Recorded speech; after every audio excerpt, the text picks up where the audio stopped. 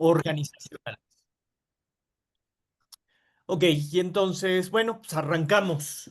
Este autor, Lencioni, pues plantea un modelo como si fuera una pirámide y vamos a ir de la base hacia arriba. Y vamos a presentar las 5 disfunciones, las comentaremos y después cómo irlas resolviendo, porque primero pues plantea lo no adecuado y después ya podríamos decir que son las funciones. Bien. La primera disfunción es la ausencia de confianza en los integrantes, en el clima organizacional. Eso conlleva entonces una falta de disposición para eventualmente ser vulnerables en el grupo. Los miembros del equipo que no están dispuestos a abrirse ante los otros para aceptar errores y debilidades imposibilitan la construcción de las bases de la confianza y esto es sumamente importante, fundamental. Muchas metodologías parten de la confianza, de que se tiene que trabajar y se tiene que transmitir.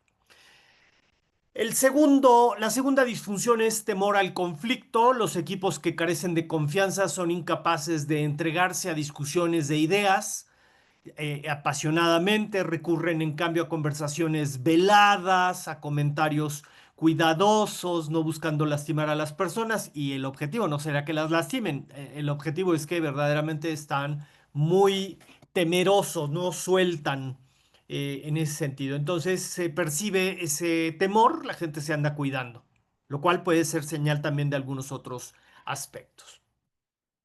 La tercera disfunción es la falta de compromiso, dice Lencioni, sin airear sus opiniones, sin cabildearlas, sin platicarlas. En el curso de un debate abierto y apasionado, los miembros de un equipo en escasas ocasiones, si lo hace, si es que lo llegan a hacer alguna vez, aceptan verdaderamente las decisiones y se comprometen con ellas, aunque finjan estar de acuerdo durante las reuniones. Y esto también pues, es un tema sumamente importante porque por ahí hay algunas cifras de diagnósticos que han pues mostrado que alrededor de entre un 60 y un 70% de los compromisos se incumplen.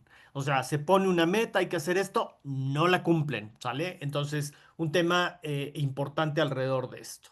Nos vamos hacia la cuarta, que es la evitación de la responsabilidad sin comprometerse con un claro plan de acción. Hasta la gente más centrada y entusiasta suele vacilar antes de llamar la atención de sus compañeros sobre acciones y conductas que parecen contraproducentes para el bien del equipo. Entonces, la evitación de la responsabilidad también es fundamental y entonces pareciera, como luego lo hemos escuchado, como que pues nadie se hizo cargo de algo, ¿no? Y eventualmente pues eso repercute en los objetivos de la organización, en los avances que se puedan tener.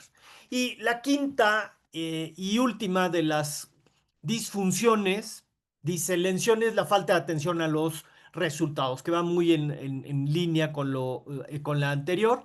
Ocurre cuando los miembros del equipo sitúan sus necesidades individuales. Él señala como el ego y el ego, bueno, pues es un elemento también que podemos observar frecuentemente. Si tiene que ver con un tema de ego, pues no tiene que ver con un tema del equipo, ¿sale? Y entonces, pues las negociaciones están en función como de ese enfoque que empobrece mucho a las organizaciones. El desarrollo de la carrera personal o el reconocimiento, también otro tema muy puntual. En nuestras culturas es muy frecuente encontrar una falta de reconocimiento a la gente. Típicamente la gente me pregunta o me confirma o me comparte que 99 cosas puede hacer bien, pero una que hace mal, pareciera que luego están como cuchillito de palo, coloquialmente decimos, o sea, en lo que hizo mal, pero pareciera que 99 cosas que hicimos bien no hay un reconocimiento. Entonces, eso también es muy frecuente en nuestra cultura, lo cual pues también va debilitando al propio equipo. O incluso, dice Lencioni, las necesidades de sus departamentos por encima de las metas colectivas. Entonces, esto, insisto, pues estas 5 disfunciones del equipo pues repercuten en los resultados de la organización. Y entonces lo podemos volver a plantear: ausencia de confianza, temor al conflicto, falta de compromiso, evitación de la responsabilidad y falta de atención a los resultados. Bueno, esto es lo que va narrando el autor a lo largo del texto y pues por supuesto después hace un planteamiento de cómo empezar a quitar estas disfunciones, a realmente enfatizarse en lo que implica una función. No está de más aclarar que las funciones típicamente decimos que son, ¿no? Generales, ¿sale? Ejemplos de funciones, pues puede ser las supervisiones, es una función, la planeación es una función, el dirigir, y dentro del dirigir puede haber liderazgo, la comunicación, el control, la integración, la propia organización, son funciones, son genéricas en ese sentido, ¿no? Son globales, no son actividades, ¿sale? Esto es importante señalar. Muy bien, bueno, pues en ese sentido, Patrick Lencioni plantea pues estas disfunciones, y entonces un poco la pregunta es, ya que revisamos estas, ¿qué tenemos que hacer ahora? Y entonces, bueno, pues el autor dice que lo primero es que para que empiecen a tener una confianza unos con otros, pues es necesario ir trabajando este enfoque, la confianza. La confianza está en el sentido de lo previsible de lo que va a pasar. Si es imprevisible, entonces es desconfianza. La confianza está en función, ¿no? De que mi compañero va a hacer lo que dijo que iba a hacer, o el área tal dijo que iba a hacer y lo va a cumplir. Pero si no lo cumple, entonces se genera lo opuesto. Eh, el segundo punto dice que es importante que la organización empiece a abordar el tema de los conflictos. eh, y bueno, pues aquí vale la pena también detenernos un poco para saber qué es un conflicto, y qué diferencia habría, por ejemplo, con los problemas. Bueno, que los conflictos básicamente tienen una fuerte carga emocional. Eso entonces quiere decir que están, por supuesto, las emociones están involucradas, hay una contraposición. El conflicto es eso, básicamente una contraposición entre lo que alguien opina, ¿no? Y eso eventualmente llega a ser polarizante en el sentido de que pueden chocar. Y bueno, pues esta es una habilidad importante que se trabaja y que se sugiere que los gerentes la puedan empezar a desarrollar principalmente, y el resto después, supervisores, el resto de la gente. Entonces, los conflictos, resumiendo, tienen alta carga emocional, tienen, por supuesto, también un alto enfoque subjetivo, porque al estar involucrados las emociones, no porque las emociones sean subjetivas, sino lo que quiero decir es que el conflicto es apreciativo. Podemos escuchar cosas como que lo que pasa es que no te caigo bien, y al no caerte bien no me das los informes o me los retrasas, pero eso básicamente lo está reflejando ese conflicto, ¿sale? Ahora, un problema tiene que ver básicamente pues con cosas, ¿no? Un conflicto tiene que ver con personas, un problema tiene que ver con cosas. Entonces, normalmente un conflicto y un problema muchas veces vienen mezclados, y entonces por eso se vuelve fundamental el que se tengan herramientas para enfrentar el manejo de los conflictos. ¿Como cuál podría ser una herramienta? Bueno, pues por ejemplo, dentro del manejo de conflictos hay un enfoque, un modelo que utiliza tres: la dilación, el dominio y la negociación. Y la dilación básicamente quiere decir retardar el conflicto. ¿Cuándo utilizo la dilación? Cuando hay alta ansiedad, las emociones se han disparado, la gente a lo mejor ya no se está escuchando, a lo mejor están gritando, ya abiertamente están viviendo el conflicto. Entonces la dilación sirve como para decir, vamos a tranquilizarnos para poder seguir adelante, ¿no? Entonces, ese dilatar, esa parte baja las emociones, y es mucho más fácil poder regresar a la parte más racional, ¿sale? Hay que recordar, las emociones son fundamentalmente en los cerebros reptiliano y límbico, y sobre los que no tenemos control. Y eso no tiene que ver con razonamiento, el razonamiento sería el tercer cerebro.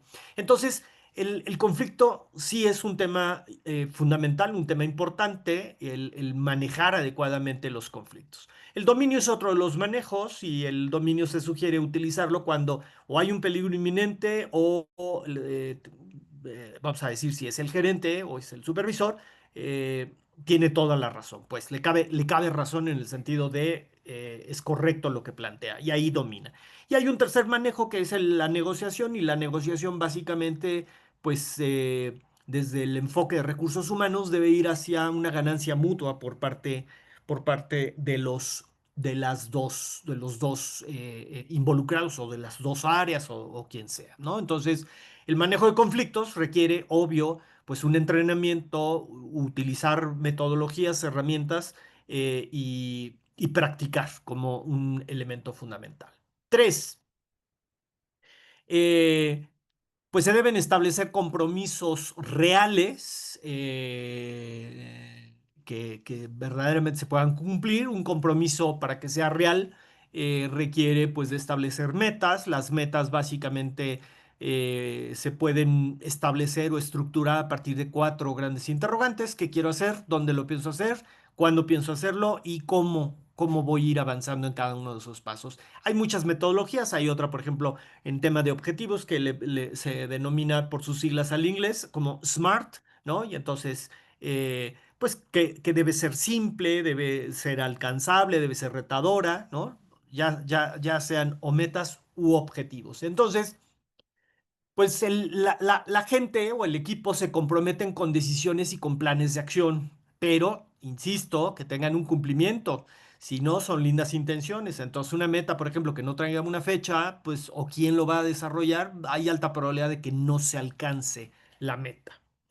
Y hablamos en ese sentido. Y nos vamos hacia el cuarto componente, en donde Patrick Lencioni dice que debe haber una claridad de roles. ¿Y eso qué quiere decir? Bueno, pues que se deben de responsabilizar mutuamente por el cumplimiento de los planes que tiene que hacer cada quien.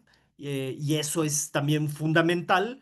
Pues va en muchos sentidos, evaluación del desempeño de las personas, porque evaluamos el desempeño o evaluamos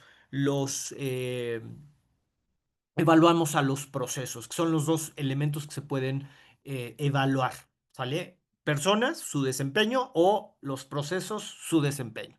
En los dos tiene que haber una claridad en ese sentido. Entonces, si no hay claridad, pues entonces alta probabilidad de que no lo cumplan, como lo veíamos en las disfunciones.